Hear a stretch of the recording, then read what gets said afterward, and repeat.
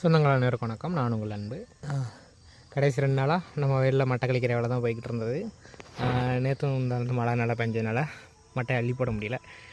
இன்றைக்கி நாளைக்கு நமக்கு என்ன வேலை இருக்குன்னா கீழே இருக்க அந்த மட்டையெல்லாம் அள்ளி போடுறது தாங்க. பார்த்தீங்கனாலே தெரியும் எந்த அளவுக்கு மட்டை கழிச்சிருக்கோம் அப்படிங்கிறது. பெரும்பாலும் மட்டையும் சில்லாட்டுன்னு சொல்லுவோம், இந்த மாதிரி கீழே இருக்குங்களா, இந்த மாதிரி இது சேர்த்து கழிச்சு விட்றோம்.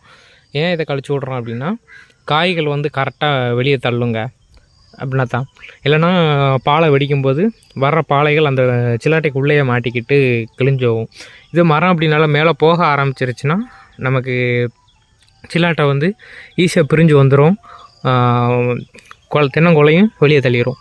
ஆனால் அந்த மாதிரி சின்ன மரங்களாக இருக்கிறப்போ சில்லாட்டையை கழிச்சு விடலாட்டி நமக்கு தேங்காய்கள் பிடிக்கிறது குறையத்தான் செய்யுங்க. அதுக்காகத்தான் உலக கழிச்சு விட்ருக்குறோம். எங்கள் ஏரியாவில் மரத்துக்கு 50 ரூபாலேருந்து 100 ரூபா வரைக்கும் வாங்குறாங்க. உங்கள் ஏரியாவில் சில்லாட்டை கழிக்கிறதுக்கு எவ்வளோ வாங்குறாங்க அப்படிங்கிறத கீழே கமெண்ட் பண்ணுங்கள். நன்றி, வணக்கம்.